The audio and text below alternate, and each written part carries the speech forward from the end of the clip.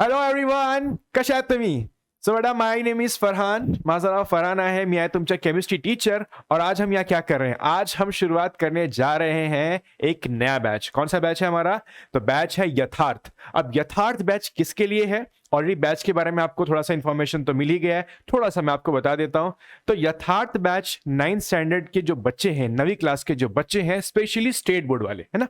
तो जो Maharashtra state board के बच्चे हैं, उनके लिए हमने ये एक बैच स्टार्ट कर दिया है। इस बैच में बेसिकली आपको क्या क्या मिलेगा? तो मिलेगा आपको फिजिक्स, केमिस्ट्री, बायो और मैथ्स का कंप्लीट सिलेबस। ठीक है, तो पूरा का पूरा सिलेबस हम यहाँ पर कवर करेंगे, सारे इंपॉर्टेंट क्वेश्चन कवर करेंगे। उसी के साथ साथ हम कवर करने वाले हैं थोड़ा सा लाइव इंटरेक्शन वाला पार्ट, मतलब जहां पे होगा लाइव इंटरेक्शन, तो और आप और हम क्या करेंगे? लाइव इंटरेक्शन करेंगे। तो अगर आपको कोई डाउट है, कोई डिस्कशन करना है, तो आप वहां पर आ सकते हैं, हमारा एक लाइव इंटरेक्शन भी हो जाएगा। तो इस तरह से ये बैच पूरा का पूरा चलने वाला है। और मैं क्या पढ़ाने वाला हूं? मैं पढ़ाने वाला हूं आपको केमिस्ट्री। ठीक है, तो केमिस्ट्री में हम क्या करने वाले हैं? आज हमारा केमिस्ट्री का पहला लेक्चर होने वाला है, यानी पहला सेशन होने वाला है। तो हम थोड़ा सा ना सब्जेक्ट को समझते हैं कि हम कैसे पढ़ने वाले हैं, है ना। हम सब्जेक्ट को कैसे पढ़ेंगे उसके बारे में हम थोड़ी सी बात करेंगे। तो देखो, केमिस्ट्री कई बार बहुत लोगों को डिफिकल्ट भी लगता है। सर, ये तो मुझे समझ में नहीं आते, इतने सारे एलिमेंट्स है, इतने सारे कंपाउंड है, सर मेरे को होगा क्या, मुझसे समझ में आएगा क्या? तो बेटा देखो, हम इसको बहुत ही ईजिएस्ट वे में रखने वाले हैं, मतलब ईजिएस्ट वे पॉसिबल। हम उतना इजी करके समझाएंगे कि आपको समझ में आ ही जाना चाहिए। क्यों? क्योंकि अगर आपको समझ में नहीं आएगा तो आपको सब्जेक्ट में इंटरेस्ट नहीं आएगा, फिर इंटरेस्ट में नहीं आएगा तो आप सिर्फ जबरदस्ती पढ़ोगे, है ना, फिर मार्क्स तो ऐसे ही आएंगे फिर। तो हम क्या चाहते हैं? आपको सब्जेक्ट में इंटरेस्ट आए। वो कैसे आएगा? जब आपको सब्जेक्ट समझ में आएगा। ठीक है ना।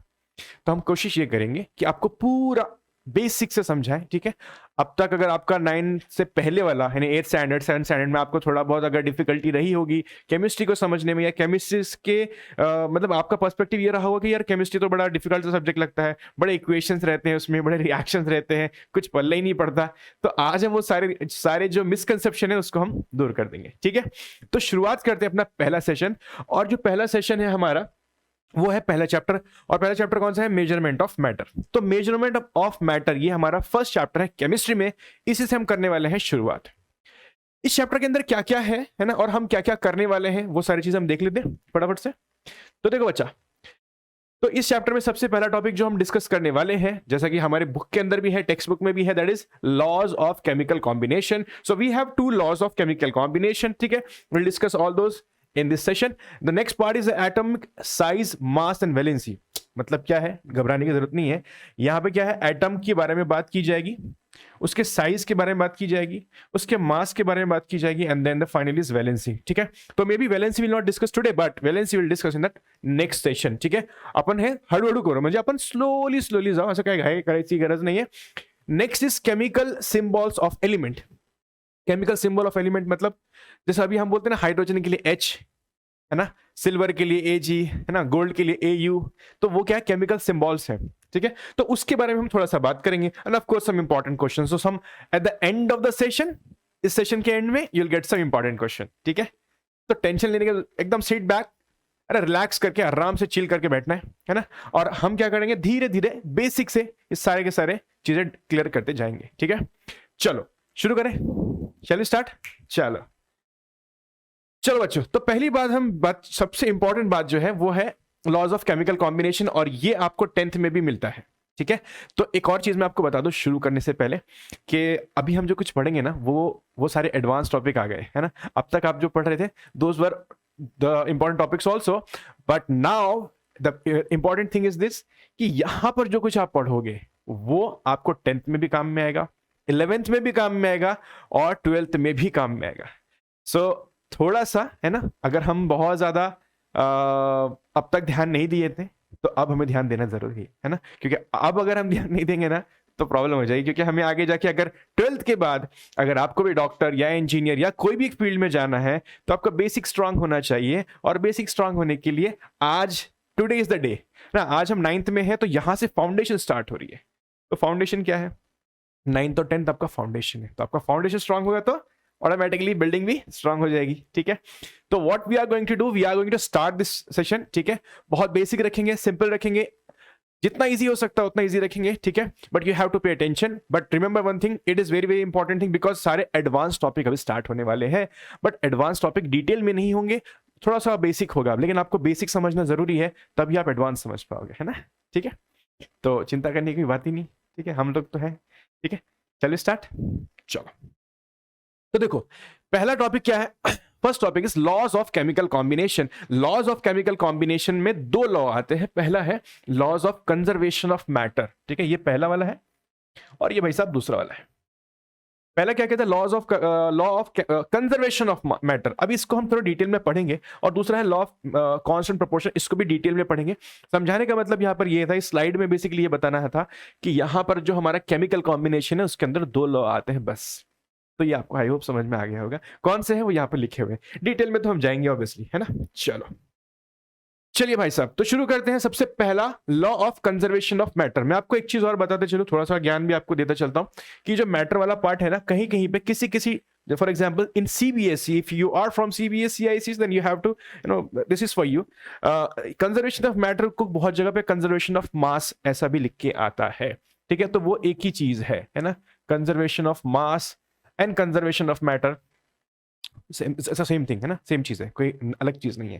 ठीक है, तो चलो अब ये तो समझ में आ गया, law of conservation of mass और law of conservation of matter. ठीक है, तो एंटोन लवाइजर है ना, ये हमारे साइंटिस्ट हैं। इन्होंने क्या किया, इन्होंने एक कॉन्सेप्ट बताया था। उस कॉन्सेप्ट का मतलब ये है, कॉन्सेप्ट यहां पे लिखा हुआ, in a chemical reaction the total mass of the reactants, ठीक है बेटा, reactant is same as the total mass of the product.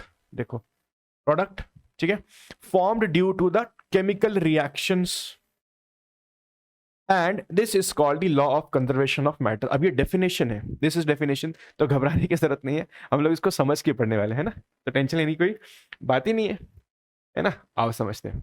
तो केमिकल रिएक्शन क्या होता है ना, केमिकल रिएक्शन कॉम्बिनेशन, इसको थोड़ा समझ लेते हैं। देखो क्या होता है, आपने पढ़ा ना फिजिकल चेंज केमिकल चेंज पढ़ा हुआ है ना। तो फिजिकल चेंज केमिकल चेंज में आपने क्या पढ़ा कि जैसे कोई चीज, फॉर एग्जांपल अगर इफ आई से दूध से दही बनता है ना, दूध से दही बनता है तो क्या है, इट्स अ केमिकल चेंज, है ना। अगर कोई चीज कंबशन होता है, that is a chemical change. So chemical change आने से पहले, केमिकल चेंज आने से पहले क्या होता है, केमिकल रिएक्शन। केमिकल रिएक्शन को लिखने के तरीके हैं, उसके में डिटेल्ड में आपको 10th में मिल जाएगा, 10th स्टैंडर्ड में वो डिटेल में है, बट मैं आपको एक बेसिक स्ट्रक्चर बता देता हूं जिससे आपको थोड़ा समझ में आ जाए। फॉर एग्जाम्पल अगर मैं कार्बन को, कार्बन का मतलब यह है कि यहां पर मैं कार्बन को, कार्बन का एक टाइप होता है कोल, तो मैंने कोल ले लिया भाई साहब, है ना, कोल तो सबको समझता है, वेरी गुड। तो कार्बन का अगर मैं रिएक्शन कर लूं ऑक्सीजन के साथ, तो किसी को कोई दिक्कत है नहीं है। कार्बन का रिएक्शन अगर ऑक्सीजन के साथ होगा तो मुझे क्या मिलेगा, तो मुझे मिलेगा कार्बन डाइऑक्साइड। ठीक है, क्या मिलेगा, कार्बन डाइऑक्साइड। ठीक है, ये सिंपल सी बात है, इस पे कोई कंफ्यूजन नहीं होनी चाहिए, ये है सिंपल सा टर्म। अब मेरे को एक बात बताना है आपको, ठीक है, समझो जरा। इस कार्बन को मैं कहता हूं C, है ना, और यहां पे मैं इसका रिएक्शन करवा देता हूं O2 के साथ, यानी ऑक्सीजन के साथ, तो ये मुझे देने वाला है CO2। क्लियर है, इसी को हम कहते हैं रिएक्शन, इसी को हम क्या कहते हैं, रिएक्शन। बस धीरे धीरे समझना है, ज्यादा टेंशन लेने की जरूरत नहीं है। यही क्या है, रिएक्शन है। क्या हो रहा है, कार्बन ऑक्सीजन के साथ रिएक्ट कर रहा है, तो यहां पे बना क्या, कार्बन डाइऑक्साइड बना, और इसी को हम क्या कहते हैं, रिएक्शन। दूध से दही बन गया तो रिएक्शन होगा, लेकिन रिएक्शन होने के बाद चेंज आएगा, चेंज पहले नहीं आएगा, पहले रिएक्शन होगा फिर चेंज होगा, है ना।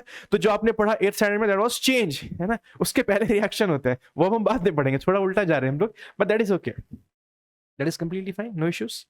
चलो बच्चा, तो अब देखो बात जरा समझने की यहां पर ये कि यहां पर दो टर्म दिए गए थे, रिएक्टेंट और प्रोडक्ट।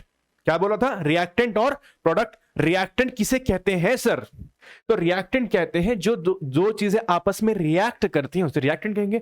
जैसे जैसे कार्बन ऑक्सीजन के साथ रिएक्ट करेगा तभी तो कार्बन डाइऑक्साइड बनेगा, और साथ में थोड़ा सा हीट भी मिलता है, यहाँ पे साथ में थोड़ा सा हीट भी मिलता है, और उसी हीट पे तो हम खाना पकाते हैं। कोल पे बारबेक्यू है ना, बारबेक्यू में जाते हैं, वो सब बनाते हैं, है ना, क्या होता है वो, तो कोल जलाने से हमें हीट मिलती है, उसी हीट पे हम खाना वाना बनाते हैं, बहुत कुछ करते हैं। एनीवे, वो बात नहीं, यहाँ पर इंपॉर्टेंट बात ये है कि यहाँ पे जो रिएक्टेंट्स होंगे वो कौन से होंगे, और प्रोडक्ट होगा तो वो क्या होगा। तो अब मैं आपको बता दूं, जब कार्बन रिएक्ट कर रहा है ऑक्सीजन के साथ, तो ये दोनों जो होगा ये होंगे रिएक्टेंट्स, और इनसे बनने वाला जो फाइनल चीज है that is called the product. ठीक है, तो आप ऐसे भी समझ सकते हैं, लेफ्ट वाला रिएक्टेंट, राइट वाला प्रोडक्ट। कई बार ये उल्टा भी हो जाता है, तो इसीलिए उसको दिमाग में ना रखें, आप ऐसे समझ सकते हैं कि जो दो चीजें आपस में रिएक्ट करके एक प्रोडक्ट बनाते हैं तो वो हो जाएगा प्रोडक्ट, और जो रिएक्ट कर रहे हैं those are called the reactants. ठीक है, तो ये रिएक्टेंट्स, ये प्रोडक्ट। क्लियर है? Very good. अब समझते हैं ये जो लिखा हुआ है इसका थोड़ा सा एक चीज इसमें इसमें कहा इसमें और एक चीज बात बोली गई है क्या, कि रिएक्टेंट प्रोडक्ट तो है लेकिन जो मास है, क्या बोला इन्होंने, in a chemical reaction total mass of the reactant, इसका रिएक्टेंट का मास, इसका मास, ठीक है, इस साइड का मास, इसको हम क्या कहेंगे, इसको हम कहेंगे रिएक्टेंट्स। ठीक है, ये क्या है हमारे रिएक्टेंट्स, क्योंकि ये दोनों आपस में रिएक्ट कर रहे हैं और ये क्या बना यहां पर, ये हो गया हमारा प्रोडक्ट। ठीक है, कोई दिक्कत लक्षात आहे येत आहे ना, इझी आहे ना, काही प्रॉब्लेम नाही ना, प्रॉब्लेम असेल तर कॉमेंट बॉक्स आहे तिथे टाइप करा, सांगा मला। ठीक है, चलो ठीक है, तो क्या करेंगे हम लोग, रिएक्टेंट्स है, प्रोडक्ट है। अब उन्होंने कहा कि रिएक्टेंट का total mass will be equal to the product का टोटल मास। सर इसका मास कितना है हमको तो मालूम नहीं है, तो हम मास निकालेंगे। कैसे निकालेंगे, देखो, तो कार्बन का जो मास होता है, ठीक है, अभी आपने वो पढ़ा नहीं है बट मैं आपको बता देता हूं कि ये कैसे काम करता है। कार्बन का जो मास होता है दैट इज 12, मैं कहां लिख दूं, यहां पे लिख देता हूं। ठीक है, कार्बन का मास होता है 12। ठीक है, ये कहां से आया मैं आपको एक्सप्लेन करूंगा, ये कहां से आया। एक्चुअली ये पीरियोडिक टेबल से हमने लिया है ना, इसको लर्न भी कर सकते हैं आप, मैं आपको एक्सप्लेन भी करूंगा ये आता कैसे है थोड़ी देर बाद। ठीक है, तो कार्बन का मास है 12 और ऑक्सीजन का कितना है 16, लेकिन ऑक्सीजन है कितने, ऑक्सीजन तो 2 है, तो 2 एटम है तो 16 इंटू 2 हो जाएगा। ठीक है, सिमिलरली यहां पर देखो, कार्बन का कितना हो जाएगा 12 प्लस ऑक्सीजन का कितना होता है 16, लेकिन 16 में मतलब एक एटम तो है नहीं, एटम तो 2 है, तो हम क्या करेंगे 16 इंटू 2 कर देंगे। ठीक है, तो ये हो जाएगा कार्बन के लिए और ये हो जाएगा हमारा ऑक्सीजन के लिए। ठीक है, अब इन दोनों को अगर मैं कंबाइन करूं, है ना, इसको और इसको अगर मैं प्लस करूं तो क्या मिलेगा मुझे, है ना, इन दोनों को अगर मैं प्लस करूं तो फाइनली मुझे रिजल्ट क्या मिलेगा वो मैं यहां पे लिख देता हूं। तो देखो 12 plus this part and this part. ठीक है, तो देखो जरा ध्यान से, देखो जरा ध्यान से क्या होगा, क्या मिलने वाला है मुझे, इसको मैं प्लस करने के बाद 12 प्लस ये हो जाएगा 16 प्लस 16 इंटू 2 32, 32 प्लस 12 कितना हो जाएगा 44, तो कितना है मास 44, कितना है 44, 44, 44। यहां पर देखो अगेन, यहां पर भी सेम ही चीज है, तो क्या हो जाएगा, ये भी 44 हो जाएगा, ये भी कितना हो जाएगा 44। तो अब जब मैंने देखा, ठीक है, यहां पर जो सारी चीजें हुई, क्या हुआ, जरा सा मैं थोड़ा क्लीन करके लिख देता हूं, है ना, वरना आप बोलोगे सर ने क्या लिखा कुछ समझ में नहीं आ रहा।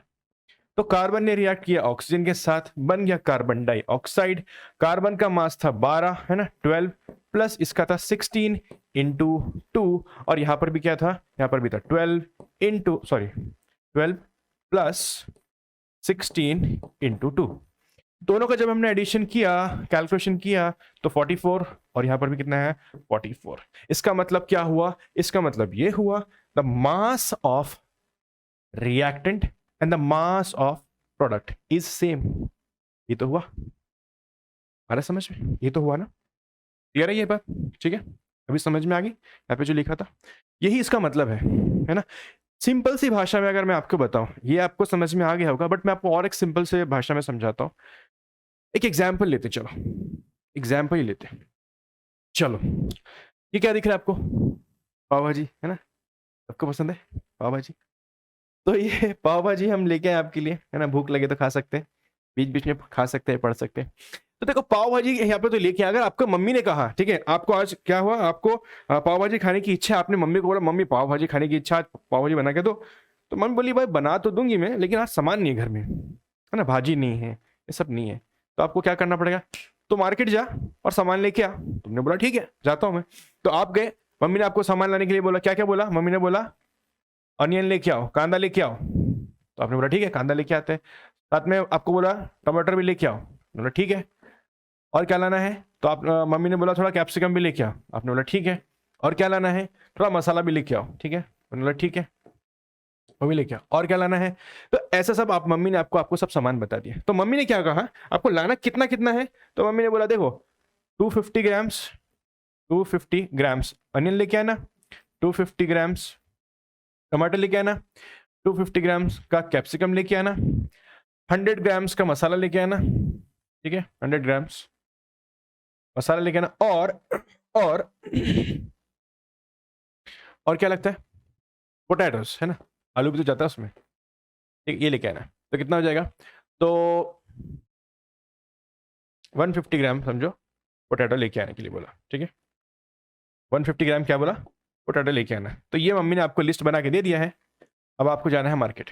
अब आप मार्केट गए, ये सब सामान लेके आ गए, अनियन, टोमेटोज, कैप्सिकम, मसाला और ये सब, है ना। अब क्या किया मम्मी ने, घर पे आया और सबको सबको मिक्स करके पाव भाजी बना के दे दिया आपको।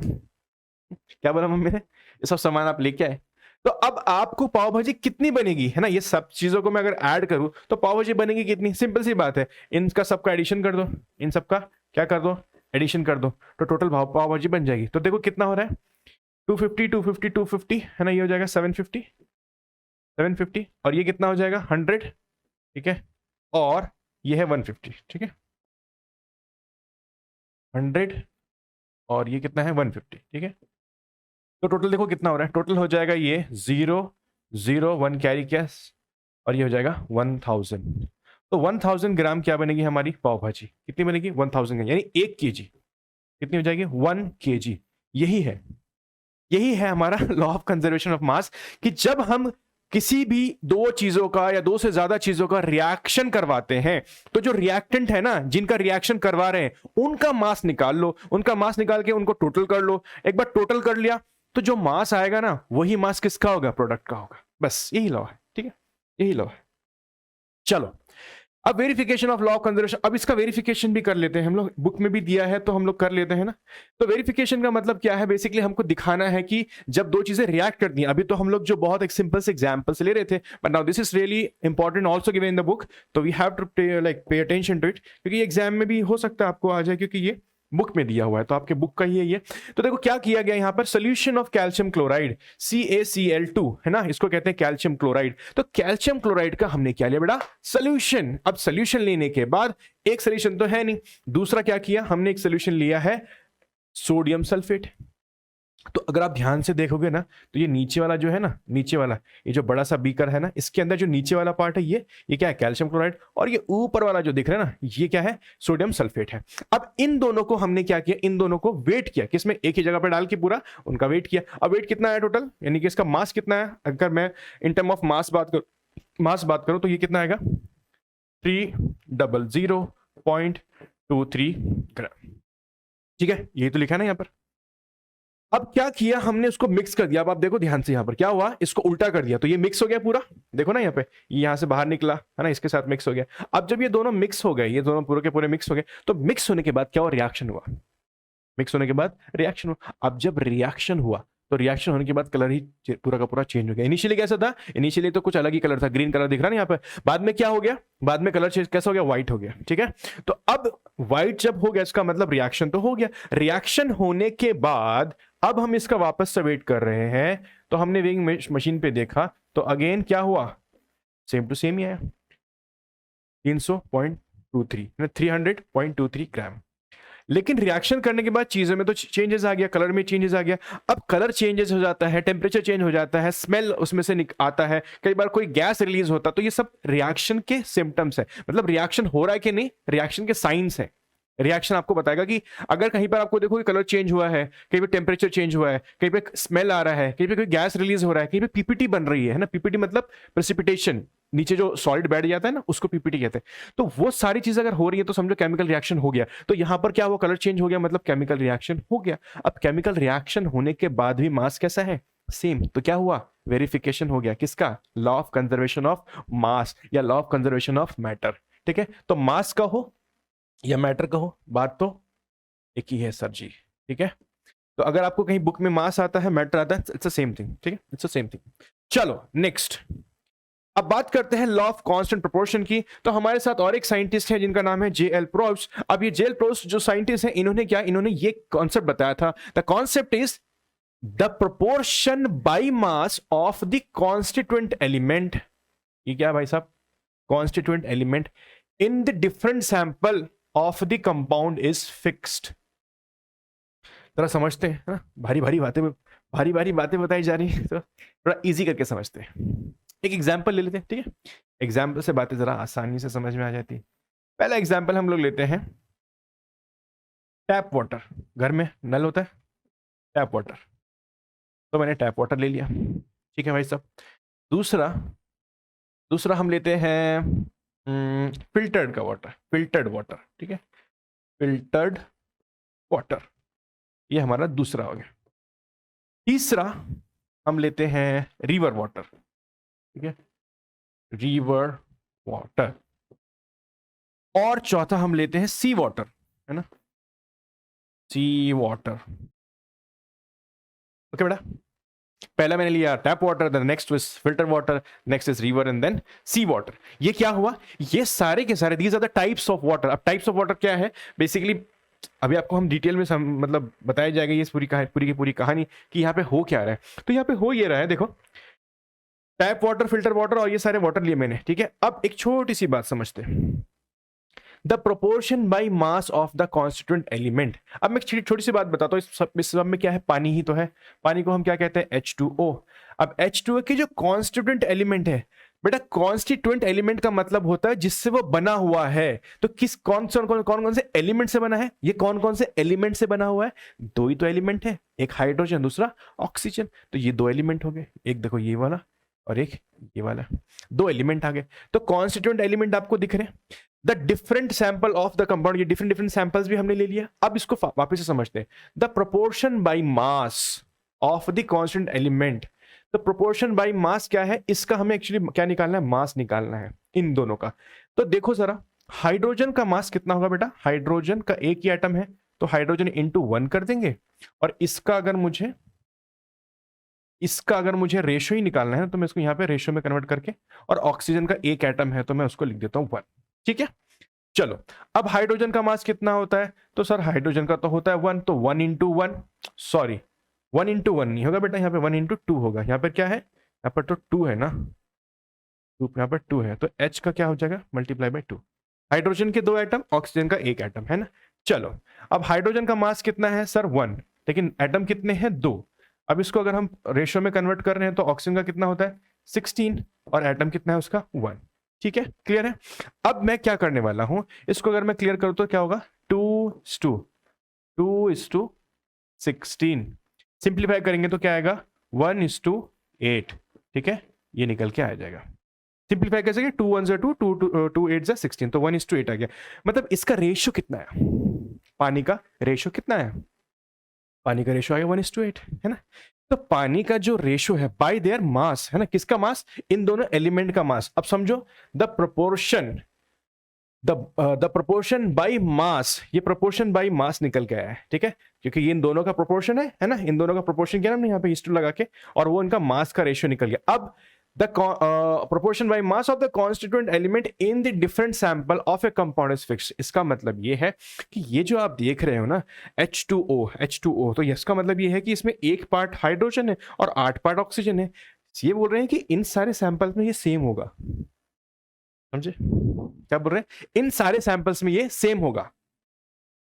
लेकिन सर टैप वाटर का टेस्ट अलग आता है, फिल्टर वाटर का टेस्ट अलग आता है, रिवर का टेस्ट अलग और सी का टेस्ट अलग आता है। तो अगर टेस्ट डिफरेंट डिफरेंट आ रहा है तो फिर ये सेम कैसे होगा, सोचने वाली बात है ना।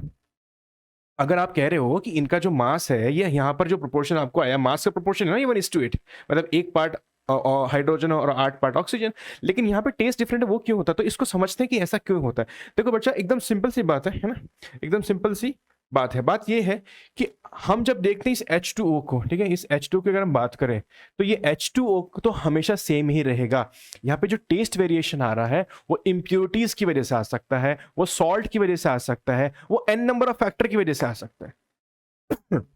तो टैप वाटर क्या है, टैप वाटर नॉर्मली हमारे नल से जो पानी आता है उसको हम टैप वाटर कहते हैं। उसमें हो सकता है कुछ इंप्योरिटीज एडेड हो, तो अगर इंप्योरिटीज ऐड की गई है तो क्या होगा बेटा, तो उसके अंदर उसका टेस्ट डिफरेंट हो सकता है। फिल्टर वाटर में हम जनरली सारी इंप्योरिटीज को रिमूव कर देते हैं तो उसका टेस्ट डिफरेंट होगा। रिवर वाटर में कई बार इंप्योरिटीज होती है, कई बार नहीं भी होती है, तो उसमें भी हो सकता है कि अगर आपका जो रिवर है अगर बहुत ही उसमें कुछ इंप्योरिटीज नहीं है तो उसका टेस्ट डिफरेंट होगा, ज्यादा इंप्योरिटीज हो गई तो उसका टेस्ट डिफरेंट हो जाएगा। सी वाटर में तो ऑब्वियसली बहुत सारे सॉल्ट होते हैं, बहुत सब सारी नदियां, सब कुछ सारे वाटर बॉडीज एक ही जगह पे आके मिलते हैं, तो सी वाटर में तो बहुत सारी इंप्योरिटीज होती हैं, एट द सेम टाइम बहुत सारे सॉल्ट होते हैं, तो ये बहुत ही ज्यादा सॉल्टी लगता है। But what they are saying is इस H2O का प्रोपोर्शन सेम रहेगा, इसके अलावा अगर कुछ भी ऐड किया गया है उसकी वजह से टेस्ट चेंज हो सकता है। बट दिस H2O का जो प्रोपोर्शन बाय देयर मास है ये सारे के सारे सैंपल्स में सेम ही रहने वाला है। समझ में आई बात, तो आप कहीं कहीं का भी पानी पी सकते हैं, कहीं का भी।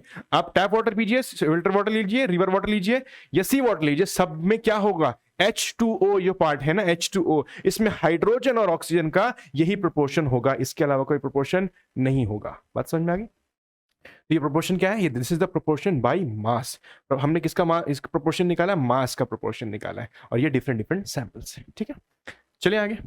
चलो, वेरिफिकेशन। अब इस चीज का भी वेरिफिकेशन करने के लिए हमें बोला गया है, तो हम इसका वेरिफिकेशन करते हैं। ठीक है, तो वेरिफिकेशन करने के लिए हमने क्या करना है, दो कंपाउंड लेते हैं जिससे वेरीफाई होगा। हालांकि आपके सिलेबस में बहुत ज्यादा क्वेश्चन पूछा नहीं जाता है, लेकिन फिर भी आपको मैं समझा देता हूं कि ये कैसे आया, बुक में अगर है तो आपको समझना तो पड़ेगा, है ना। चलो आओ देखो, कॉपर कार्बोनेट, जहां पर CO3 लग जाए उसको हम क्या कहते हैं, पार्ट को कहेंगे कार्बोनेट। दूसरा एग्जांपल है CuNO3 ट्वाइस। तो अब ये जो चीज है बेटा, इसका हम करेंगे डिसोसिएशन, और इसको डिकम्पोजिशन भी कह सकते हैं। मतलब जब दो चीजें आपस में टूट जाती है तो उसका क्या होगा, उसको डिसोसिएशन का हो, डिकम्पोजिशन का हो, है ना। दो चीजें जब मिलती हैं तो क्या होता है, जब दो चीजें मिलेंगी तो उसको कंपोजिशन कहेंगे, जब अलग हो जाएंगे तो it is called as dissociation और डिकम्पोजिशन। आता तुम्हाला मी सांगायचं की इथे हे डिसोसिएशन झाल्यानंतर आपल्याला काय भेटणार बेटा, इथे आपल्याला भेटणार आहे कॉपर ऑक्साइड, इथे पण आपल्याला भेटणार आहे कॉपर ऑक्साइड। ठीक है, अब सोचो कि ये मुझे मिलने के बाद, ये दोनों मिलने के बाद क्या सिर्फ कॉपर ऑक्साइड मिलेगा इसमें से, नहीं, इसमें से मुझे मिलता है कार्बन डाइऑक्साइड भी, CO2 भी, उसके अलावा मुझे क्या मिलता है, NO2 भी, और यहां पर एक चीज और मिलती है, दैट इज O2। ठीक है, O2 ये मुझे मिलता है यहाँ पर। ठीक है, लेकिन इंपॉर्टेंट बात क्या है, इंपॉर्टेंट बात ये नहीं है, इंपॉर्टेंट बात ये है कि यहाँ पर जो मुझे ये दोनों सैंपल आप देख रहे हो ना, ये वाला और ये वाला, ये कितना मिलता है मुझे, बेसिकली मुझे मिलता है 8 ग्राम्स। ठीक है, तो कॉपर ऑक्साइड एक्चुअली मुझे कितना मिला, 8 ग्राम्स, कितना, 8 ग्राम्स। ठीक है, ये दोनों सैंपल कितने होंगे, 8 ग्राम्स। अब इस कॉपर ऑक्साइड को अगर मैं रिएक्ट करा दूं बेटा, किसके साथ, H2 के साथ, यानी हाइड्रोजन के साथ, ठीक है, तो क्या मिलेगा मुझे, तो मुझे मिलता है कॉपर, प्योर कॉपर, और साथ में मिलेगा कुछ H2O। ठीक है, अब CuO मतलब कॉपर ऑक्साइड, इसको हम क्या कहेंगे, copper oxide. Copper oxide is going to react with hydrogen gas. तो ये कितना था मेरे पास, ये कितना था मेरे पास, मैं यहां पे लिख देता हूं ना, आपको याद रहेगा। तो ये है हमारे पास 8 ग्राम्स। ठीक है, इसका रिएक्शन किया हाइड्रोजन के साथ, तो हमें मिलता है 6.4 ग्राम ऑफ कॉपर, और साथ में मिलता है H2O। इस H2O में कितना मिलता है, 1.8 ग्राम। ठीक है, 1.8 ग्राम। तो H2O कितना मिला, 1.8, और ये कितना मिला, 6.4। तो अब law of conservation of mass या law of conservation of matter से हम निकाल सकते हैं कि H2 कितना मिला होगा। तो सिंपल सी बात है, अगर मैं कहूं 6.4 प्लस 1.8 कितना हो जाएगा, ये हो जाएगा 12, और ये हो जाएगा 8 ना, तो कितना हो जाएगा 8.2, है ना। लेकिन यहां पर मेरे पास 8 ग्राम ऑलरेडी ये पार्ट है, तो हाइड्रोजन कितना हो जाएगा यहाँ पर, 0.2 ग्राम। क्लियर है ये बात, क्लियर है ये बात, समझ में आ गया। चलो, इतना क्लियर है तो हम थोड़ा सा आगे चलते हैं। चलो देखो अब जरा ध्यान से, ध्यान से देखो। अब मैं आपसे एक चीज पूछता हूं, अभी हमने निकाला था H2O का mass by proportion bye their mass, है ना। क्या किया था हमने, प्रोपोर्शन निकाला था, किसका, बाय देयर मास। तो अब मैंने ऑलरेडी निकाला था, आपने पहले देखा था, तो ये कितना आया था, 1:8। ठीक है, यही तो आया था, है ना, यही तो आया था, 1:8। इसका मतलब ये है, अगर मेरे पास 1 ग्राम हाइड्रोजन है और 8 ग्राम ऑक्सीजन है, क्या बोला मैंने, 1 gram, 1 gram, if I have 1 gram of hydrogen and 8 gram of oxygen, इसका मतलब क्या होगा, total how much water will get, that is 9 gram. मतलब 1 ग्राम हाइड्रोजन और 8 ग्राम ऑक्सीजन जब मिलेंगे तो क्या बनेगा, 9 ग्राम ऑफ वाटर, ये तो बनेगा। ठीक है, तो ये बना 9 ग्राम ऑफ वाटर। तो अगर मैं आपसे ये कहूं कि 9 ग्राम ऑफ वाटर में 8 ग्राम ऑक्सीजन है, क्या बोला मैंने, क्या बोला मैंने, देखो जरा, मैं बोल रहा हूं 9 ग्राम ऑफ वाटर। ठीक है, 9 ग्राम ऑफ वाटर में कितना है, 8 ग्राम, 8 ग्राम क्या है, ऑक्सीजन है। ठीक है, तो मुझे ये बताओ, मुझे ये बताओ 1.8 वाले पानी में कितना है, ये 1.8 अगर वाटर है, ठीक है, तो उसके अंदर ऑक्सीजन कितना होगा। ठीक है, समझ में आ रही बात। सो 9 ग्राम में अगर 9 ग्राम पानी है तो उसमें 8 ग्राम क्या है बेटा, ऑक्सीजन है। तो अगर मेरे पास 1.8 ग्राम, 1.8 ग्राम ही है ना यहां पर पानी, तो 1.8 ग्राम अगर पानी है तो इसमें ऑक्सीजन कितना होगा ये मुझे निकालना है। तो देखो यहां पर मैंने ऑलरेडी एक मैथमेटिकल इक्वेशन जैसा बना दिया है, आपको दिख रहा होगा है ना, ये आपने मैथ्स में भी किया होगा। ठीक है, तो इसको सॉल्व कैसे करते हैं, इसको सॉल्व करते हैं प्रोडक्ट ऑफ मीन है ना, इन दोनों का हम करेंगे प्रोडक्ट, इन दोनों का क्या होगा, प्रोडक्ट मतलब multiplication. So product of mean equal to product of extreme. कैसे करेंगे इसको मैं दिखा देता हूं। देखो ये हो गया 9:8, तो यहां पे हो जाएगा तो 1.8 ग्राम में कितना ऑक्सीजन होगा, ये तो कैलकुलेट करना है। तो इसको हम कैसे निकालते हैं, इसको निकालते हैं प्रोडक्ट, ये मैथ्स का पार्ट है एक्चुअली है ना, product of mean equal to product of extreme. ठीक है, एक्सट्रीम। तो देखो प्रोडक्ट ऑफ मीन और एक्सट्रीम क्या है, तो प्रोडक्ट ये देखो, ये तो मीन वाले पार्ट है, इन दोनों का क्या कर लो product. So it will become 1.8 into 8। ठीक है, इक्वल टू ये हो जाएगा equal to product of extreme मतलब 9 का मल्टीप्लाई बाय x। ठीक है, तो ये मेरे पास क्या आ गया, इक्वेशन आ गया। Now it's very simple to solve it, right. तो सिंपल क्या करेंगे हम लोग, 1.8 इंटू 8 डिवाइडेड बाई 9, ये 9 मल्टीप्लाई में था, उधर जाएगा तो डिवाइड हो जाएगा, राइट। अब बचा क्या, x। अब x की वैल्यू निकाल लेंगे हम लोग। तो देखो x की वैल्यू को अगर मैं कैलकुलेट करूँ तो कैसे कर सकता हूँ, यहाँ पर सिंपली सो 9 1 9 एंड 9 2 18, तो 0.2 ये आ जाएगा है ना, 0.2 और मल्टीप्लाई बाय 8 हो जाएगा है ना। तो क्या करेंगे हम लोग, इसका आंसर कितना आएगा अप्रोक्सीमेटली 1.6 आएगा। ठीक है, 1.6 ग्राम। क्लियर है, क्लियर है ये बात बेटा, समझ में आ रहा है क्या लिखा है यहाँ पे। ठीक है, तो यहां पर क्या कर रहे हैं हम लोग यहां पर हम कोशिश ये कर रहे थे कि अगर हमारे पास 9 ग्राम पानी था उसमें 8 ग्राम ऑक्सीजन है, तो अब अगर मेरे पास 1.8 ग्राम पानी आया है तो उसमें ऑक्सीजन कितना होगा, तो ये निकालने के लिए हमने इस फॉर्मूले को यूज किया है। ठीक है, तो यहां से निकल गया 1.6 ग्राम। इसका मतलब क्या हुआ, इसका मतलब क्या हुआ दया, इसका मतलब ये है, इसका मतलब ये है, तो यहां पर जो 1.8 ग्राम पानी था उसमें ऑक्सीजन का पार्ट कितना होगा, उसमें हमने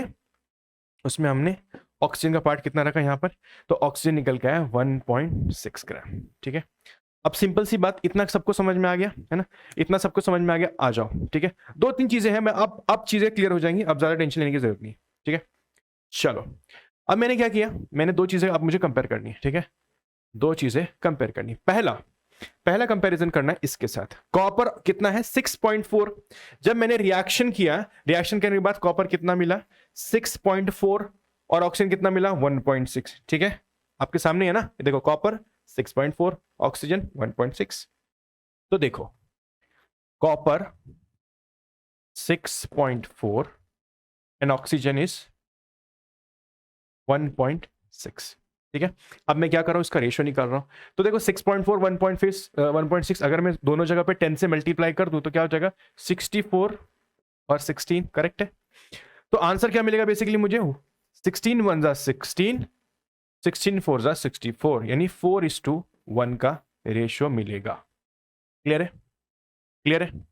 अब ये तो रिएक्शन की बात हो गई, मैं नॉर्मली निकालने की कोशिश करूं तो नॉर्मली मतलब क्या, नॉर्मली मतलब sir what is the mass of copper, copper का मास जनरली कितना होता है, कॉपर का मास कितना होता है 63.5।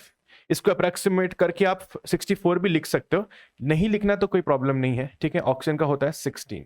ठीक है, तो अगर इसको मैं सॉल्व करने की कोशिश करूं तो अगेन क्या मिलेगा मुझे, अगेन 16 1 जा 16 हो जाएगा और ये आंसर आएगा अप्रोक्सीमेटली 3.9। ठीक है, ऐसा कुछ, मतलब ऑलमोस्ट ये कितना हो गया 4, तो 4:1। इसका मतलब क्या हुआ, इसका मतलब ये हुआ कि कोई भी रिएक्शन अगर होगा उसमें कॉपर ऑक्साइड अगर बनेगा, तो कॉपर ऑक्साइड अगर बनेगा, कॉपर और ऑक्सीजन जब भी बनेगा वो सेम रेशियो में मिलता है, रिएक्शन में भी सेम मिला, नॉर्मली तो मिलता ही सेम है। ठीक है, यही चीज प्रूव करने के लिए हम कोशिश कर रहे थे, जो हमने कर दी है। ठीक है, चलो आई होप यहां तक चीजें समझ में आ गई होगी बेटा। अब चलते हैं अपने नेक्स्ट टॉपिक पे जो है एटम, अपना फेवरेट है ना, आपका एकदम आवर द टॉपिक है एटम। ठीक है, मगर तो एटम का है, व्हाट इज एटम, है ना, व्हाट इज एटम, इसे एटम के बारे में थोड़ा सा समझ लेते हैं फटाफट से और चलते फिर, है ना। तो एटम क्या है, सबसे पहले हम मैटर के बारे में बात करेंगे और मैटर से क्या आएगा, एटम आएगा, है ना। क्या बोला मैंने, सबसे पहले हम बात करेंगे मैटर के बारे में और फिर हम बात करेंगे एटम के बारे में। कैसे, देखो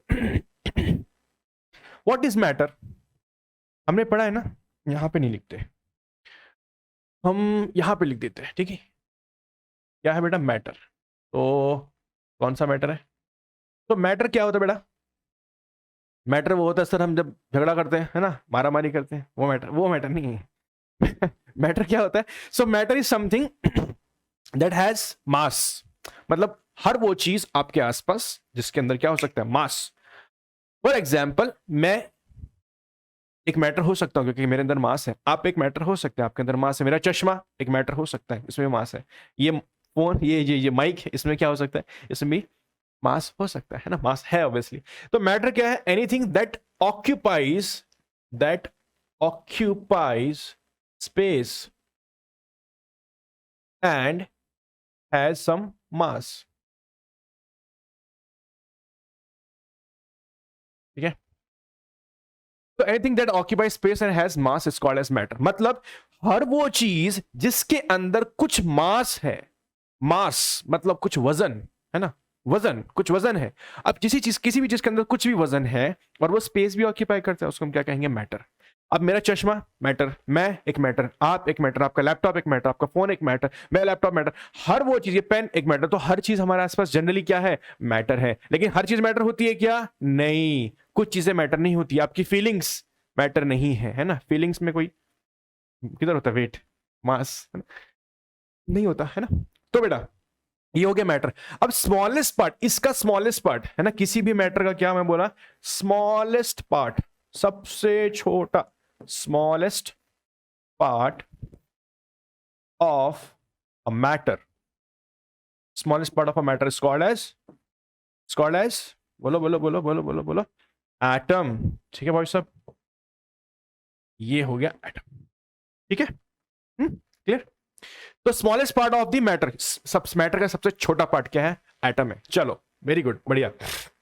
अभी देखो यहां पर आपने क्या निकाला, मैटर समझ में आ गया, स्मॉलेस्ट पार्ट मैटर है।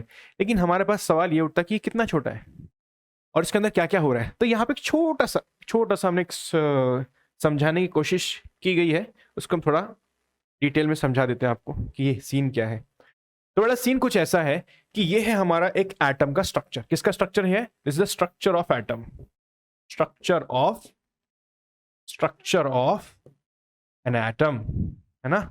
ये क्या है, एटम का स्ट्रक्चर है। तो एटम का स्ट्रक्चर है, इसके अंदर क्या क्या है सर, इसके अंदर होता है, देखो ये अंदर का जो पार्ट होता है इसको हम कहते हैं न्यूक्लियस। क्या बोलते हैं, न्यूक्लियस, न्यूक्लियस, ठीक है। तो इसको हम कहते हैं न्यूक्लियस। और न्यूक्लियस के अंदर क्या होता है, तो न्यूक्लियस के अंदर होते हैं दो पार्टिकल, एक का नाम होता है प्रोटॉन और एक का नाम होता है न्यूट्रॉन। प्रोटॉन और न्यूट्रॉन, ये दो पार्टिकल इसके अंदर होते हैं, ठीक है। यहां पे आप देख सकते हो, है ना, ये जो ये देखो दिख रहा है यहाँ पे, ये ग्रीन वाला न्यूट्रॉन है, रेड वाला प्रोटॉन है। तो यहां पर दो चीजें हो गई। इसके अलावा इसमें एक पार्टिकल और होता है इलेक्ट्रॉन। देखो ये पर्पल वाला या ब्लू वाला जो भी आपको दिख रहा है, ये क्या है, ये है इलेक्ट्रॉन, ठीक है भाई, दिस इज कॉल्ड इलेक्ट्रॉन। तो एक एटम के अंदर फंडामेंटल पार्टिकल, मतलब बेसिक, इसके अलावा के बारे में बात नहीं करें, सिर्फ बेसिक के बारे में बात करें बेटा। Fundamental particle proton, neutron, electron, ठीक है। कहां पर है आप वो समझ लेते हैं। तो इन पार्टिकल को थोड़ा सा समझने की कोशिश करें कि ये जो बाहर आपको दिख रहा है ना, सर्कल सर्कल सर्कल सर्कल, इसको क्या कहते हैं, इनको क्या कहते हैं, तो इनको कहते हैं शेल्स। क्या कहते हैं इनको, इनको कहेंगे हम शेल्स। मतलब ये जो पार्ट आप देख रहे हो ना, ये वाला पार्ट, ये वाला पार्ट, ठीक है, इनको हम कहेंगे शेल्स, शेल, ठीक है। या इसको हम कहते हैं कई बार ऑर्बिट, ऑर्बिट, ठीक है बॉस, शेल और दी ऑर्बिट। अब साइज किस पे डिपेंड करता है ना, साइज किस पे डिपेंड करेगा, साइज डिपेंड करता है इलेक्ट्रॉन्स पर, साइज डिपेंड करता है इलेक्ट्रॉन्स पर नहीं, साइज डिपेंड करता है शेल के ऊपर। कैसे, कैसे, देखो कैसे। अगर मैं आपसे ये कहूं इस पॉइंट से लेके और इस पॉइंट तक, दिख रहा है, दिख रहा है आपको, कहां बोला मैंने? इस सेंटर पॉइंट से लेके ये जो लास्ट शेल है, लास्ट शेल तक, सेंटर से लास्ट शेल, ये क्या कहलाएगी? This is called the radius, this is called the radius, है ना? इसको हम क्या कहेंगे? इसको हम कहेंगे रेडियस। किसका रेडियस? ये जो पार्ट है ना, इसको हम कहेंगे radius. This is called radius, radius of an atom. क्या बोलेंगे इसको? Radius of an atom. Atom का रेडियस है ये, ठीक है? एटम का रेडियस है। अब ये जो रेडियस आप देख रहे हो, ठीक है, रेडियस आप देख रहे हो, ये रेडियस अगर बढ़ेगा, रेडियस अगर बढ़ेगा तो एटम का साइज बढ़ेगा, रेडियस अगर कम होगा तो एटम का साइज कम होगा। पर रेडियस बढ़ेगा कैसे? बढ़ेगा कैसे?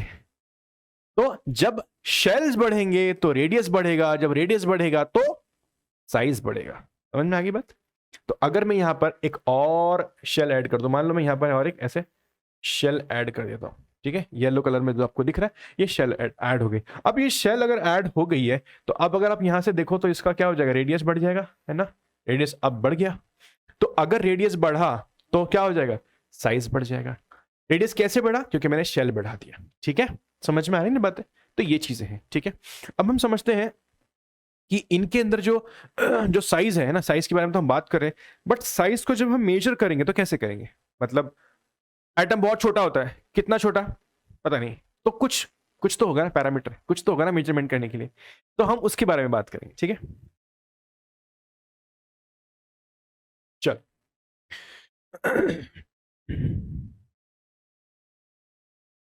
तो अगर हम बात करें इसकी कि इसका साइज कितना होता है, तो देखो साइज के लिए मैं आपको दिखा देता हूं साइज कितना होता है।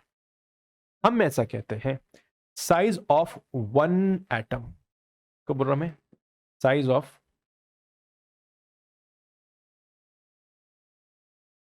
Of one atom is 10 to the power -9 meter. एक एटम का साइज है ये, ठीक है। अब ये वन मतलब 10⁻⁹ होता कितना है, इसको एक थोड़ा सा समझने की कोशिश करो। जैसे let's understand one thing, if I have 1 meter, इस 1 मीटर को इफ आई डिवाइड इनटू 1000, ना क्या करने वाला हूं मैं? इस 1 मीटर को 1000 पार्ट में डिवाइड कर देंगे। 1000 पार्ट में डिवाइड करने के बाद मुझे क्या मिलेगा? 1 mm। एमएम का नाम सुना होगा ना आपने, 1 mm बहुत छोटा सा होता है, वो 15 सेंटीमीटर अपना स्केल होता है ना, उसमें एक सिंगल छोटा वाला पार्ट जो होता है दैट इज 1 mm। तो 1 मीटर को 1 मीटर इतना होता है अप्रोक्सीमेट, इसको मैं 1000 पार्ट में डिवाइड करूंगा तो 1 mm बनता है। इस 1 mm को अगर मैं फिर से 1000 बार डिवाइड कर दूं तो 1 माइक्रोन मीटर बनता है। क्या बनता है? Micron meter. इसको मैं लिख देता हूं, तो बोलते हैं माइक्रो मीटर, ठीक है। ये सिंबल है उसका सॉरी। तो समझ में आया बात? 1 मीटर को 1000 बार डिवाइड किया तो 1 mm बनता है, 1 mm को 1000 बार डिवाइड किया तो 1 माइक्रोमीटर बनता है। और ऐसे ही अगर मैं 1 माइक्रोमीटर को फिर से 1000 बार डिवाइड कर दूं तो क्या बनेगा? 1 नैनोमीटर। क्या बनेगा? 1 नैनोमीटर। तो ये जो पार्ट है ना आप देख रहे हो, so this is 10⁻⁹ meter is equal to 1 nanometer, ठीक है, ठीक है, क्लियर है? तो कितना छोटा होगा ये, इमेजिन करो कितना छोटा होगा। 1 मीटर को 1000 डिवाइड करके 1 mm, इस इतना सा 1 mm को फिर से 1000 बार डिवाइड करेंगे तो 1 माइक्रोमीटर, वो भी दिखेगा ही नहीं, है ना। उसको भी फिर से 1000 बार डिवाइड करेंगे तो 1 नैनोमीटर आता है। वो चीज क्या होती है? वो हमारा उसमें हम मेजर करते हैं हमारे एटम को, ठीक है। उससे हम क्या करते हैं? मेजर हमारे एटम को करते हैं, ठीक है। तो ये हमारा होता है एटम का साइज। अब एटम से रिलेटेड थोड़ी सी बातें और करेंगे कि एटम का मास क्या होता है।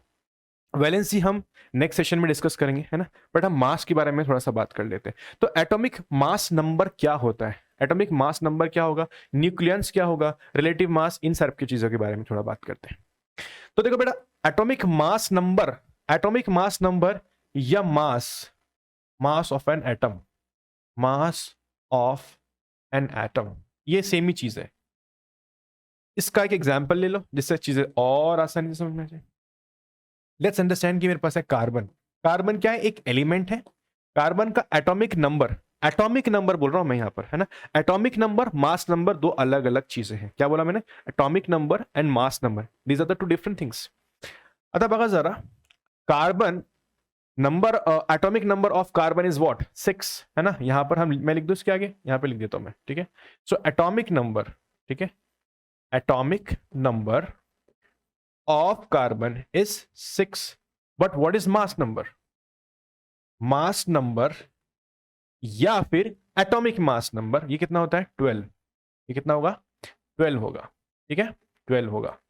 तो अब आपको समझ में आई बात कि एटॉमिक नंबर मास नंबर दो चीजें, लेकिन ये मास नंबर आया कहां से?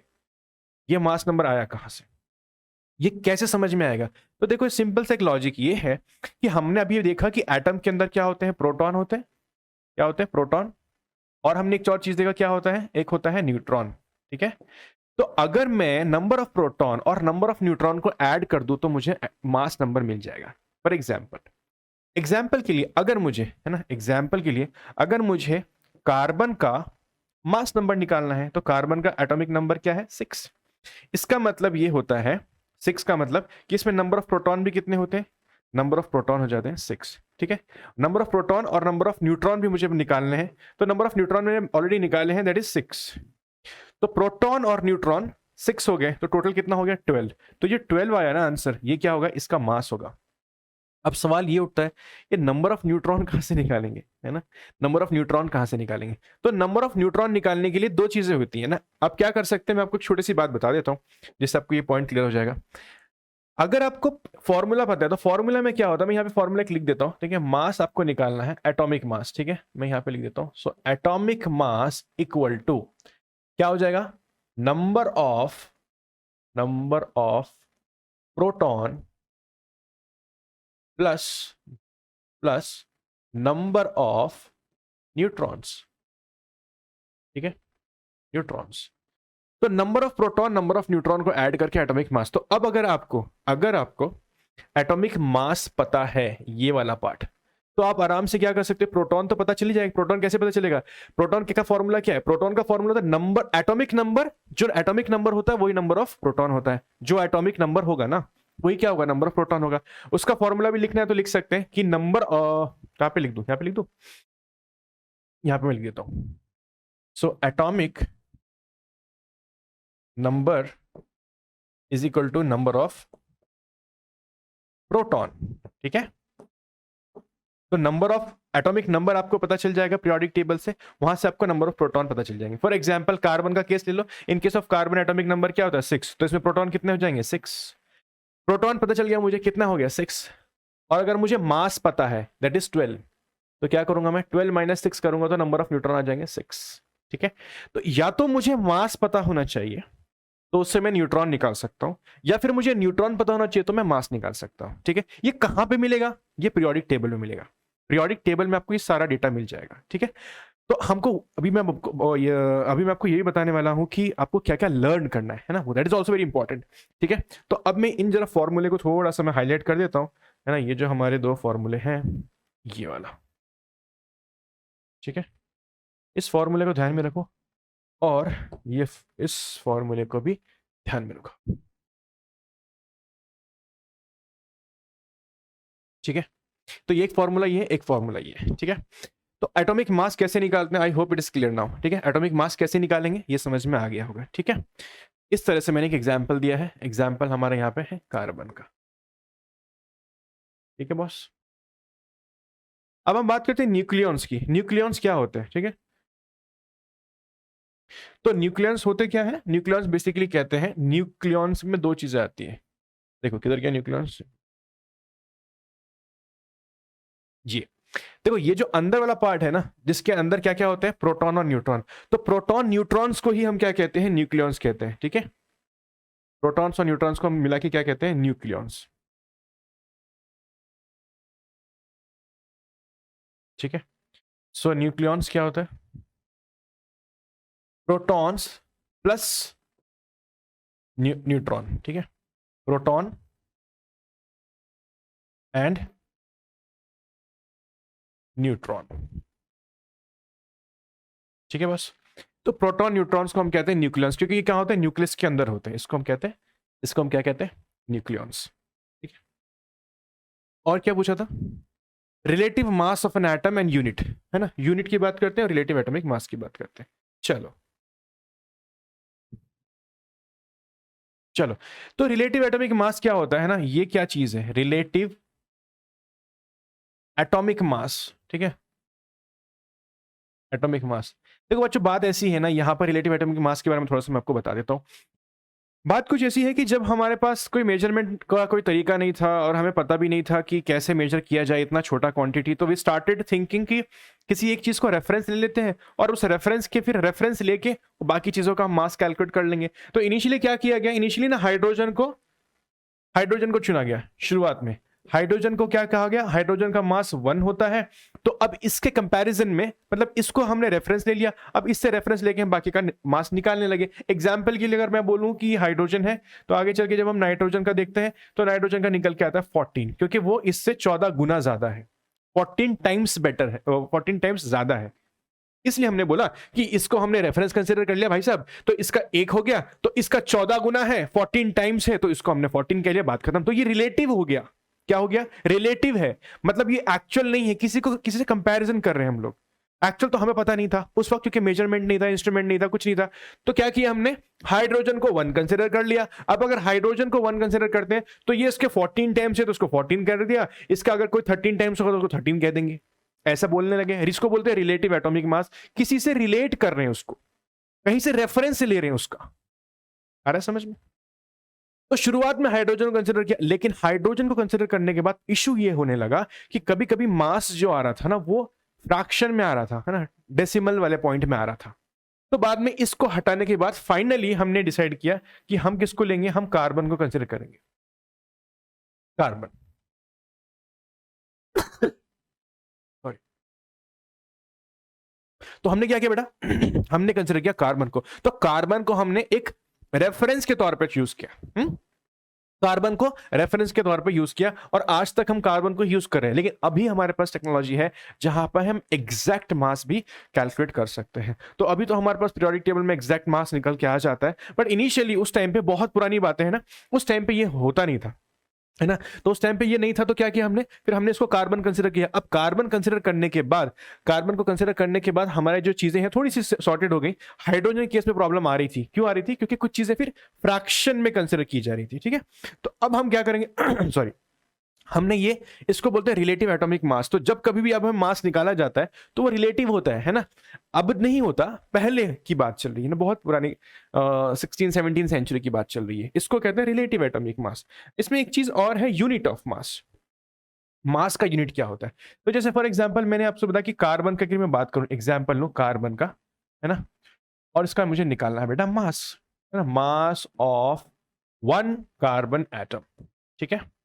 चलो, तो मैं क्या निकालू मैं कैसे निकालूंगा सर, तो प्रोटॉन ले लिया मैंने, है ना, प्रोटॉन्स प्लस न्यूट्रॉन्स, ठीक है। सो नंबर ऑफ प्रोटॉन्स कितने हैं, 6, नंबर ऑफ न्यूट्रॉन्स कितने हैं, 6, टोटल कितना हो गया, 12, ठीक है। लेकिन इसका यूनिट क्या होगा, समझ में आ रहा है, 12 है, 12 क्या, 12 दर्जन, 12 किलो, 12 ग्राम, 12 क्या, व्हाट इज 12। तो हमने इसका यूनिट दिया है यू। यू क्या होता है, यू को हम कहते हैं यूनिफाइड मास, यूनिफाइड मास, ठीक है। इस यू का एक वैल्यू भी होता है, दैट इज 1.67 इंटू 10⁻⁻24 ग्राम। इसका मतलब क्या हुआ, इसका मतलब यह हुआ कि अगर आपको इस 12U को ग्राम में कन्वर्ट करना होगा तो U की जगह पे 1.67 इंटू 10⁻⁻24 लगा दीजिए, आपका काम हो जाएगा। नहीं समझ में आया, कोई प्रॉब्लम नहीं, आ जाओ फिर से। अब बेटा यहां पर ये जो 12U था, इसको मुझे कन्वर्ट करना है ग्राम में, तो मैं क्या करूंगा, इसको मैं क्या लिखता हूं, इसको मैं लिख दूंगा 12 इंटू 1.67 इंटू 10⁻⁻24 ग्राम।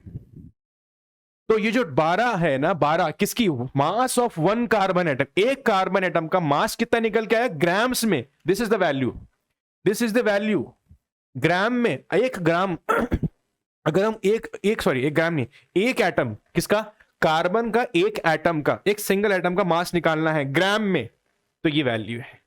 यू को हम यू पुट करते हैं, क्यों यू पुट करते हैं, क्योंकि कई बार ये जो कैलकुलेशन होता है थोड़ा सा मुश्किल हो जाता है। आप देख रहे हैं ना, 12 इंटू 1.6 इंटू 10⁻⁻24 -24 ग्राम्स है। तो बहुत ही कम है, it's very negligible kind of. But अब अगर निकालना है आपको 10th, ये मैंने बोला ना अभी, ये आपको 11th में 10th में भी आएगा, 11th में भी आएगा, मोल कॉन्सेप्ट में भी आएगा, ठीक है। So it's you have to understand one thing, that's ये सब चीजों को आप इग्नोर मत करो। इग्नोर क्यों नहीं कर सकते? आज इग्नोर किया तो कल पढ़ना पड़ेगा, कल इग्नोर किया तो परसों पढ़ना तो पड़ेगा ही पड़ेगा। तो आज समझ के लो, आगे प्रॉब्लम नहीं आएगी। सिंपल सी बात है कि हम कभी भी मास निकाल रहे हैं तो हम उसको आज कंसिडर करते हैं यू में। What is the meaning of U? Unified mass. लेकिन यू का वैल्यू क्या होता है? 1.672 10 टू द पावर -24। ये ग्राम में आ गया। तो अब अगर मुझे किसी भी एटम के मास को ग्राम में कन्वर्ट करना होगा तो I will put this value. What is that value? This value. और यहां पे वो ग्राम में आ जाएगी। As simple as that.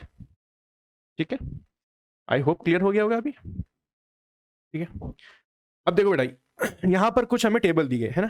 तो टेबल में क्या है? टेबल में बेसिकली हमको बताया है कि हमारे पास एक टेबल है जिसमें अलग अलग एलिमेंट दिए गए हैं और उन अलग अलग एलिमेंट का कुछ मास दिया है। यहाँ पर मास हमको कुछ दिया है, शायद कुछ हमें फिल करना है। लेट्स से हाइड्रोजन का 1 है, हीलियम का 4 है, लिथियम का 7 है, बेरिलियम, बोरॉन, कार्बन, नाइट्रोजन। ठीक है, तो यहां पर ये 1 2 3 4 5 6 7 and then 8 9 10 11 12 13 14 15 16 17 18 19 and 20। ठीक है, ठीक है। तो अब देखो यहां पर क्या करना है अपने को, यहां पे करना ही है, छोटा सा काम है। यहाँ पे जो वैल्यूज है ना, इसको मैं फिल कर देता हूँ। ठीक है, वैल्यूज को मैं फिल कर देता हूँ। देखो यहाँ पे तो ऑलरेडी वैल्यूज फिल की गई हैं। अब क्या है, मैंने ये वैल्यूज क्या लिखा है यहाँ पे 1 2 3 क्यों लिखा है? ये 1 2 3 ना एटॉमिक नंबर है इनके। क्या नंबर है? एटॉमिक नंबर है। ये जो मैंने 1 2 3 लिखा है ना, ये क्या है? Atomic number. यहाँ पर मैंने लिखा है ना, ये भी क्या एटॉमिक नंबर ही है। यहाँ पे लिख दो ऊपर एटॉमिक नंबर। ठीक है, ये भी क्या है? एटॉमिक नंबर है। ठीक है, ये वाला पार्ट एटॉमिक नंबर। ठीक है, ये सब। तो अब मैंने एटॉमिक नंबर क्यों लिखा? क्योंकि 1 to 20 एटॉमिक नंबर आपको ऑलरेडी गिवन है, ये आपको लर्न करना है। अगर आपको 9th में केमिस्ट्री में थोड़ा अच्छा करना है तो आपको ये लर्न करना पड़ेगा। ठीक है, तो हमारे पास 20 एलिमेंट ऑलरेडी दिए हैं। ठीक है, 20 एलिमेंट आप देख सकते हो, हाइड्रोजन है, हीलियम है, लिथियम है। ठीक है, तो वो दिए गए हैं। अब अगर उसका हमें मास निकालना है तो मास कितना होगा? देखो यहाँ पे मैं लिख देता हूँ फटाफट से। ऑक्सीजन का कितना होता है बेटा? ऑक्सीजन का होता है 15.9। हम अप्रोक्सीमेटली उसको 16 कंसिडर कर लेते हैं। ठीक है, तो ऑक्सीजन का 16 हो गया। फिर क्या बचा? सोडियम। देखो सोडियम में भी क्या होगा? सोडियम में भी होता है हमारा 22 पॉइंट, मतलब उसको 23 आप कंसीडर कर सकते हैं, 22.9। जब कभी भी अगर आप पीरियोडिक टेबल देखोगे ना तो उसमें कई बार फ्रैक्शन में आता है, तो अगर वो 5 के ऊपर चला जाता है ना तो आप उसको होल नंबर कंसीडर करो। एग्जाम्पल के लिए अगर मान लो 22.7 है तो आप इसको 23 कंसीडर कर लो। ठीक है, ऐसा कर लो। हाँ, 5 के नीचे है, फॉर एग्जाम्पल अगर ये ऐसा है 22.1 तो इसको आप 22 ही कंसीडर करो। ठीक है, तो अगर क्या मैं बोला, after this decimal if the number is more than 5, after decimal if number is more than 5 तो उसको नेक्स्ट नंबर में कंसीडर कर लो। फॉर एग्जांपल 22.7 है तो इसको, अगर ये 5 से बड़ा हो गया ना तो इसको 23 में कर दो, और ये क्या है 5 से कम है तो इसको 22 में कर दो। इस तरह से होल नंबर में लिखोगे तो इजी होगा, डेसिमल में लिखोगे तो कंफ्यूजन हो जाएगा, है ना। तो कंफ्यूजन नहीं हो उसके लिए हम ये सारी चीजें कर रहे बेटा। ठीक है, ठीक है। उसके बाद क्या बचा? उसके बाद हमारे पास एल्यूमिनियम है, तो एल्यूमिनियम इधर, हाँ इसको हम कर सकते हैं 27। ठीक है, इस तरह से आप इसको पूरा फिल कर लो। इसको क्या करना है? पूरा का पूरा फिल करना है। ठीक है, फिर क्या बचा? फॉस्फोरस विच इज 31, और क्या है फिर? ऑर्गन विच इज 39.9, इसको हम 40 लिख सकते हैं। ठीक है, ये हो गया 40। और क्या बचा? पोटेशियम। तो पोटेशियम होता है बेटा 39, है ना। पोटेशियम कितना होता है अपना? 39। तो अब देखो यहाँ पे हो गया ये पूरा का पूरा टेबल तैयार। ठीक है, पूरा का पूरा टेबल हो गया तैयार। क्लियर है अभी? ठीक है, क्लियर है। तो अब इस टेबल को आपको करना है लर्न। इसमें से क्या क्या लर्न करना है? इसमें से आपको लर्न क्या क्या करना है? आपको एटॉमिक नंबर, एलिमेंट और उसका मास। क्या बोला मैंने? एटॉमिक नंबर, एलिमेंट और उसका मास। और हो सके तो इसमें एक चीज और ऐड कर लो। मैं यहां पे ऐड कर देता हूं, हाइड्रोजन का सिंबल भी लर्न कर लो। ठीक है, हाइड्रोजन का सिंबल क्या हो जाएगा? H। हीलियम का होगा HE।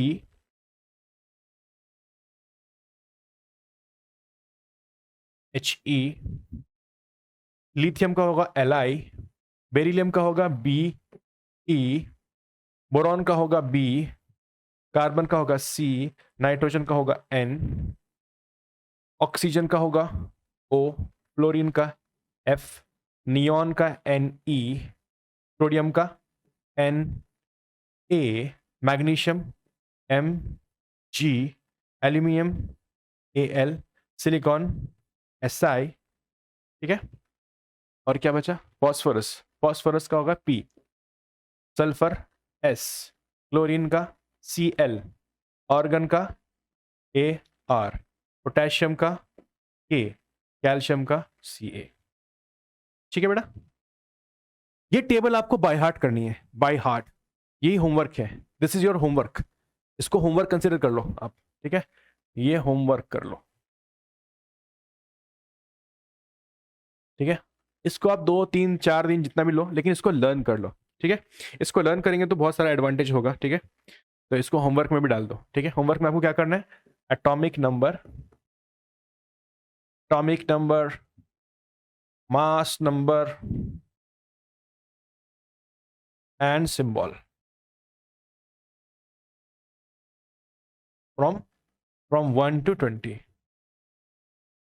फ्रॉम 1 to 20 एलिमेंट्स, ठीक है। टेबल आपके पास है ही ना, टेबल तो आपके पास है, तो होमवर्क में इसको नोट कर लो, ठीक है। ये हम करेंगे, ओके।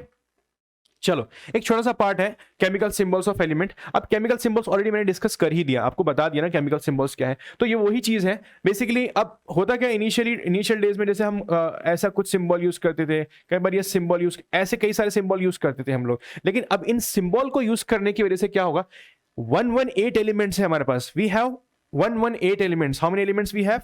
118 एलिमेंट्स है बेटा हमारे पीरियोडिक टेबल में। Total number of elements is 118। ये होते हैं टोटल एलिमेंट्स। तो 118 एलिमेंट्स का सिंबल याद करना थोड़ा मुश्किल होता है यार इस तरीके से। तो हमने क्या किया, आईयूपीएससी एक ऑर्गेनाइजेशन है जो बेसिकली इस तरह की जो चीजें हैं जिसको सिस्टमैटिक करने के लिए काम करती है। और उसका अगर आप ये देखो, उसका जो कंट्रीब्यूशन देखो केमिस्ट्री में बहुत ज्यादा है। तो उन्होंने क्या किया, उन्होंने एक डिजाइन किया। कैसे डिजाइन किया कि हम क्या करते हैं, फॉर एग्जांपल जैसे हमारे पास हाइड्रोजन है, ठीक है। तो हाइड्रोजन का मैं सिंबल कैसे लिखूंगा?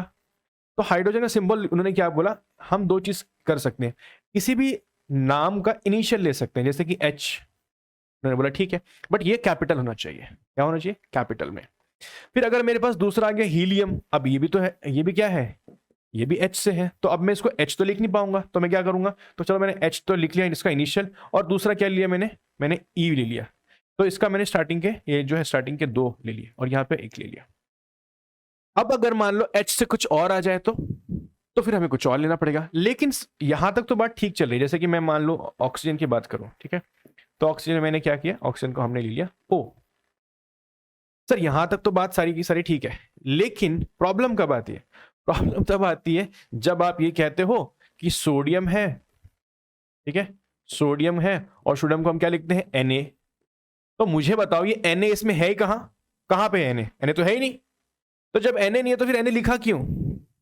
ठीक है, आप बोलते हैं पोटेशियम है, क्या बोलते हैं आप कि भाई मेरे पास पोटेशियम है। पोटेशियम को क्या लिखता हूं? पोटेशियम को लिखते हो के। अब के और पोटेशियम का लेना देना ही कुछ नहीं है, कि लिख क्यों रहे हो फिर, है ना, ऐसा कर क्यों रहे हो फिर? तो बेटा बात ऐसी है कि ये इनके लैटिन नाम से लिए गए हैं, है ना। इनका क्या है, नाइट्रियम इसका नाम होता है। क्या होता है?